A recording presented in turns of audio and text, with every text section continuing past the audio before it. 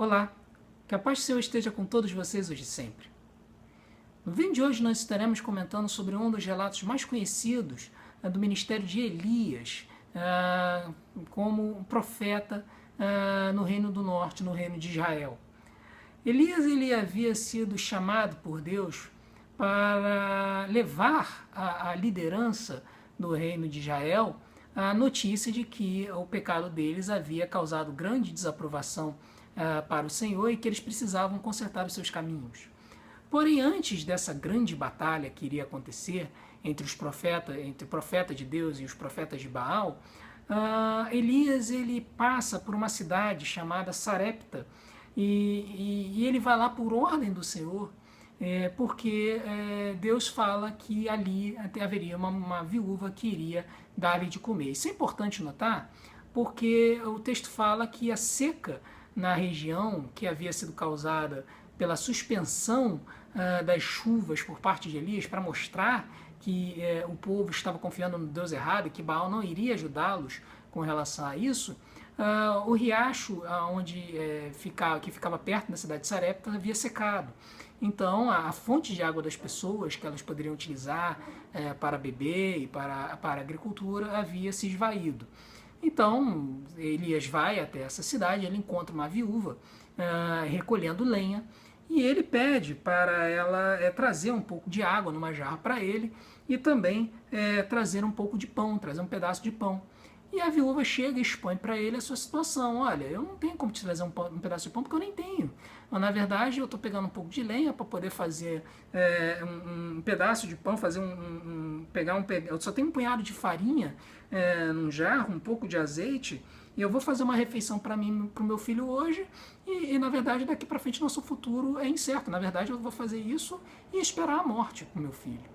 E então Elias ele traz a palavra do Senhor, fala para ela não ter medo, para ela ir para casa, fazer um bolo para ele e para os filhos, né? E ele fala isso dizendo que a palavra de Deus era que se ela obedecesse a palavra do profeta, de que a farinha na vasilha não se acabaria e que o azeite na botija não se secaria até que o Senhor fizesse chover sobre a terra. E o texto fala que essa mulher ela confia na palavra do profeta, resolve fazer como ele disse, faz o bolo para o profeta, e aí o que acontece é que a comida ela vai durar, na verdade, por um efeito milagroso que a gente não tem como avaliar.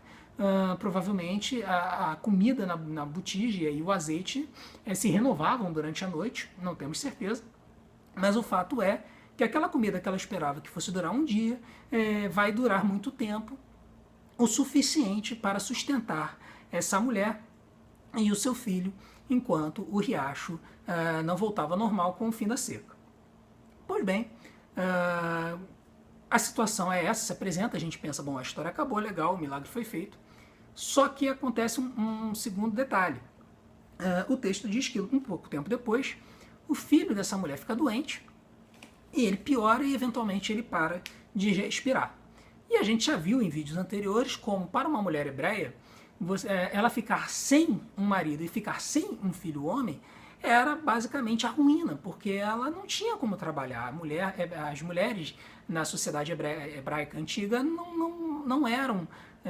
não tinham essa liberdade para trabalhar. Ela apenas fazia os serviços da casa, né? A parte da agricultura, do comércio, do trabalho nas cidades ficava por conta dos homens da família. Então essa mulher ela se viu desamparada e aí ela chega pro profeta e fala, olha, poxa, por que você trouxe desgraça para mim sobre eu que estou te hospedando, fazendo morrer o meu filho?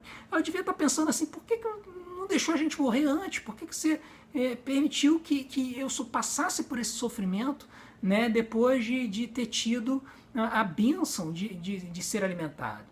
Pois bem, Elias ele chega, e o texto bíblico vai falar que Elias ele se deita sobre o menino, ele clama ao Senhor pedindo para que o menino tivesse a sua vida retornada, e o texto bíblico vai dizer que o Senhor ouve o clamor e a vida volta ao menino e ele vive.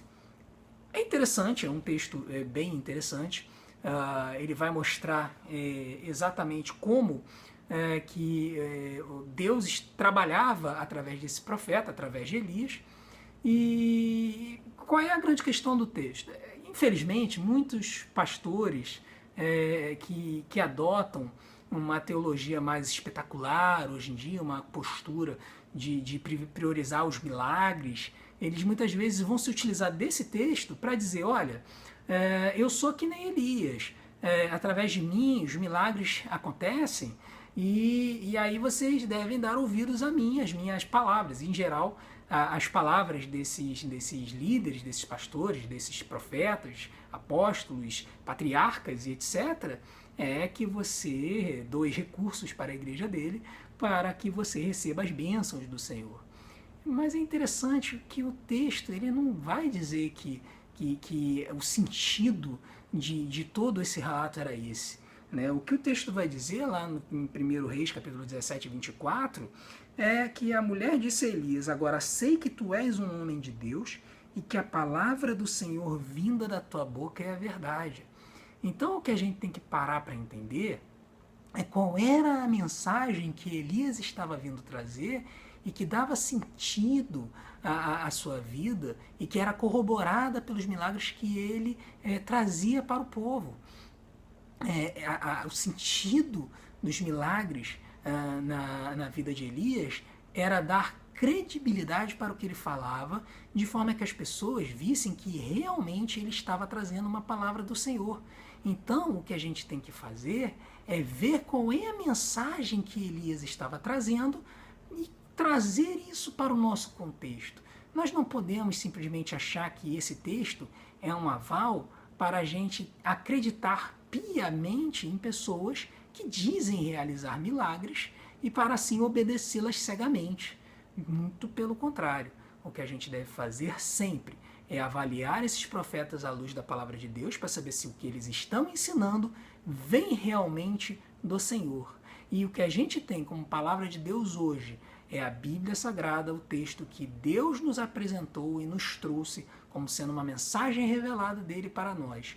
Qualquer coisa que foge disso, qualquer coisa que foge da palavra de Deus e da sua orientação, a gente deve julgar como não vindo de Deus, e sim vindo de alguma outra fonte. Cuidado com os aproveitadores, guie-se apenas pela palavra de Deus. Paz e graça, que Deus os abençoe.